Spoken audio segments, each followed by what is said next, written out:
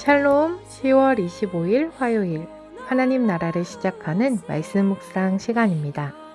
오늘 우신 공동체에게 주시는 하나님의 말씀은 사무엘하 21장 15절에서 22절까지의 말씀인데요.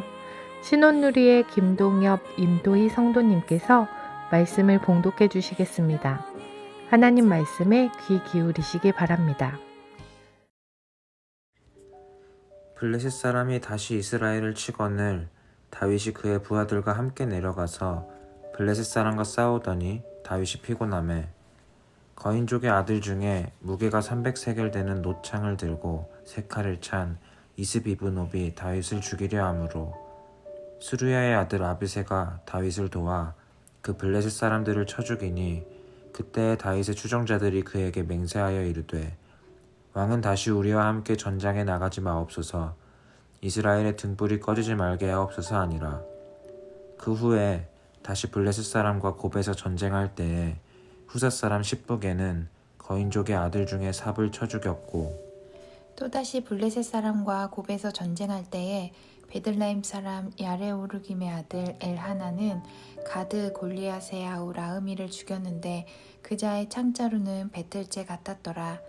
또 가드에서 전쟁할 때에 그곳에 키가 큰 자 하나는 손가락과 발가락이 각기 6개씩 모두 24개가 있는데 그도 거인족의 소생이라. 그가 이스라엘 사람을 능욕함으로 다윗의 형 삼마의 아들 요나단이 그를 죽이니라. 이 네 사람 가드의 거인족의 소생이 다윗의 손과 그의 부하들의 손에 다 넘어졌더라. 아멘. 지중해 연안에 자리 잡은 블레셋은 이스라엘의 최대 숙적으로 사사시대부터 끊임없는 충돌이 일어났던 족속입니다. 일찍이 철기 문화를 받아들인 블레셋 족속은 팔레스타인의 서남쪽 해안, 북으로는 에그론에서부터 남으로는 이집트강에 이르는 비옥한 땅에 거주하면서 5 성읍으로 구성된 강력한 도시국가 체제를 갖추었습니다. 끊임없이 동쪽 내륙으로 확장해 나가려는 과정에서 필연적으로 이스라엘과 충돌할 수밖에 없었습니다. 다윗이 이스라엘의 일약 영웅으로 부각되었던 것도 블레셋과의 전투에서 거인 골리앗을 물리쳤기 때문이었습니다. 다윗이 왕이 되어 다스리던 시기에도 블레셋 족속은 기회만 생기면 이스라엘을 침공하였습니다. 오늘의 본문은 이렇게 잦은 충돌이 있었던 블레셋과 이스라엘의 전투에서 블레셋 거인 장수들과 싸워 승리한 다윗의 용사들을 소개하고 있습니다. 그런데 다윗의 장수들은 이름만 거론되어 있는 반면 블레셋 장수들은 자세하게 묘사가 되어 있는데요. 이스비브노브는 다윗을 죽이려 했던 블레셋 장수로 무게가 300세겔 되는 노창을 들고 세 칼을 들었습니다.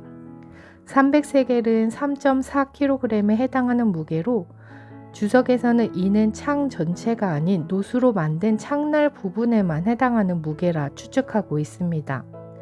철 600세겔이었던 골리앗의 창에는 못 미치지만 상당한 무게의 창이었습니다. 또한 아직 철기 문화를 갖지 못한 이스라엘과 대조되는 블레셋 철제 무기의 위용을 보여주며 블레셋의 막강한 군사력을 상징적으로 보여주는 표현입니다. 후사 사람 십북에가 승리한 블레셋 장수는 거인족의 아들 삽이었습니다. 베들레헴 사람 엘하난이 죽인 골리앗의 아후 라흐미는 창자루가 배틀채 같았다고 표현되어 있습니다. 골리앗이 사용했던 동일한 무기를 휴대한 장수였으며 이 무기는 모든 사람들에게 공포를 불러일으킬 만한 대단한 크기의 창을 가지고 있었음을 보여줍니다. 마지막으로 블레셋 장수는 거인 족속의 후손이었으며 손가락과 발가락이 전부 6개씩인 장수였습니다. 자신의 장대한 체격을 믿고 골리앗처럼 이스라엘의 신과 군대를 멸시하고 조롱하다 죽임을 당하고 말았습니다. 다윗의 용사들과 블레셋의 장수들을 객관적으로 비교해 보면 신체적인 열세가 있었음에도 불구하고 다윗의 용사들은 모두 승리하였습니다. 22절 말씀을 다시 한번 읽어보겠습니다. 이 네 사람 가드의 거인족의 소생이 다윗의 손과 그의 부하들의 손에 다 넘어졌더라. 거대한 블레셋 장수들의 손에는 놋, 창, 새 칼, 배틀채 같은 창자루들이 들려 있었습니다. 그러나 다윗과 그 용사들의 손에는 어떤 무기가 들려 있었는지 아무런 언급이 없습니다. 그렇다면 다윗과 그 용사들의 손에는 무엇이 있었기에 열세에도 불구하고 블레셋의 장수들을 이길 수 있었을까요? 거대한 몸집으로 위협적인 무기를 들고 있던 골리앗 앞에 물맷돌을 들고 나섰던 다윗은 이렇게 이야기하고 있습니다. 사무엘상 17장 45절에서 47절까지의 말씀을 세 번역으로 읽어드리겠습니다. 그러자 다윗이 그 블레셋 사람에게 말하였다. 너는 칼을 차고 창을 메고 투창을 들고 나에게로 나왔으나 나는 내가 모욕하는 이스라엘 군대의 하나님 곧 만군의 주님의 이름을 의지하고 너에게로 나왔다. 주님께서 너를 나의 손에 넘겨주실 터이니 내가 오늘 너를 쳐서 내 머리를 베고 블레셋 사람의 주검을 모조리 공중의 새와 땅의 들짐승에게 밥으로 주어서 온 세상이 이스라엘의 하나님을 알게 하겠다. 또 주님께서는 칼이나 창 따위를 쓰셔서 구원하시는 것이 아니라는 것을 여기에 모인 이 온 무리가 알게 하겠다. 전쟁에서 이기고 지는 것은 주님께 달린 것이다. 주님께서 너희를 모조리 우리 손에 넘겨주실 것이다. 다윗과 그의 부하들의 손에는 무기 대신 전쟁의 전문가이신 여호와의 이름이 들려 있었습니다. 그들이 승리할 수 있었던 근본적인 원인은 하나님께서 블레셋 장수들을 그들의 손에 붙여주셨기 때문이었습니다. 객관적으로는 이길 수 없는 조건에서 다윗과 그의 부하들이 이길 수 있었던 것은 그들의 배후에서 대신 싸우신 여호와의 개입이 있었기 때문에 가능한 것이었습니다. 하나님 백성의 무기는 바로 하나님의 이름을 의지하는 것이었습니다. 오늘도 전쟁 같은 상황 속에서 고군분투하고 계십니까? 거대한 거인족과 같은 장수들과 싸우고 계십니까? 위협적인 무기를 들고 있는 그들과 싸우고 계십니까? 비록 우리의 상황이 위협적인 무기를 들고 거대한 장수들과 싸우는 것 같을지라도 우리의 배후에서 싸우시는 하나님을 의지할 때, 하나님의 이름을 의지할 때 우리는 승리할 수 있을 것입니다. 오늘 하루도 전쟁 같은 일상 가운데 하나님으로 인해 승리하는 높으신 성도님들 되시길 간절히 소망합니다. 기도하겠습니다. 사랑의 하나님, 전쟁에서 이기고 지는 것은 하나님께 달린 것임을 믿습니다. 거대한 장수들이 위협적인 무기를 들고 달려드는 상황 가운데서도 우리의 배후에서 싸우시는 든든하신 하나님이 계시기에 우리는 승리할 수 있음을 믿고 의지하며 오늘 하루도 일상을 살아가는 우신 공동체 되게 하여 주옵소서. 우리의 든든한 아버지가 되어주셔서 감사합니다. 사랑합니다. 예수님 이름으로 기도드립니다. 아멘. 세상의 유혹 시험이 찬양 함께 들으시며 오늘도 전쟁 같은 일상에서 승리하는 하나님의 백성 된 삶 살아가길 소망합니다. 함께 찬양 들으시겠습니다.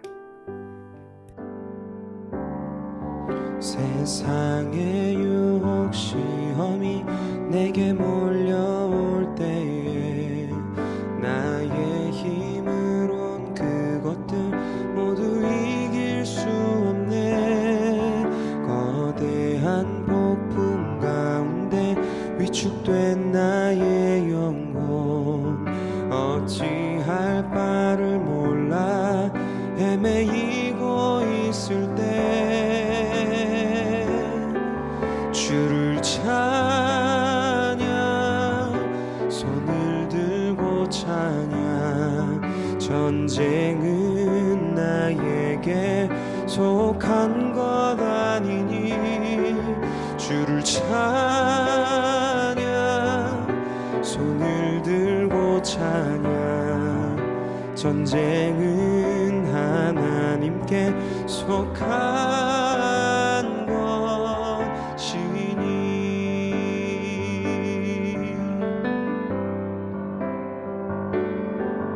거짓과 속임수로 가득 찬 세상에서 어디로 갈지 몰라 머뭇거리고 있네. 공중의 권세 잡은 자 지금도 우리들을 실패와 절망으로 넘어뜨리려 하네. 주를 찬양 손을 들고 찬양 전쟁은 나에게 속한 것 아니니 주를 찬양 손을 들고 찬양 전쟁은 하나님께 속한 것이니 주위를 둘러보면 아무도 없는 듯 믿음의 눈을 들면 보이는 분 계시네. 지금도 내 안에서 역사하고 계시는 사망과 어둠의 권세 물리치신 예수님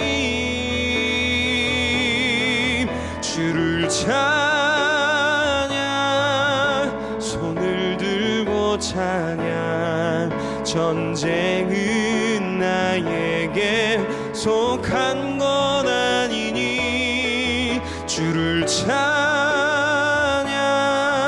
손을 들고 찬양 전쟁은 하나님께 속한 것이니 주를 찬양 손을 들고 찬양 전쟁은 나에게 속한 것 아니니 주를 찬양 손을 들고 찬양 전쟁은 하나님께 속한 것이니 전쟁은 하나님께 속한 것이니 전쟁은 하나님께 속한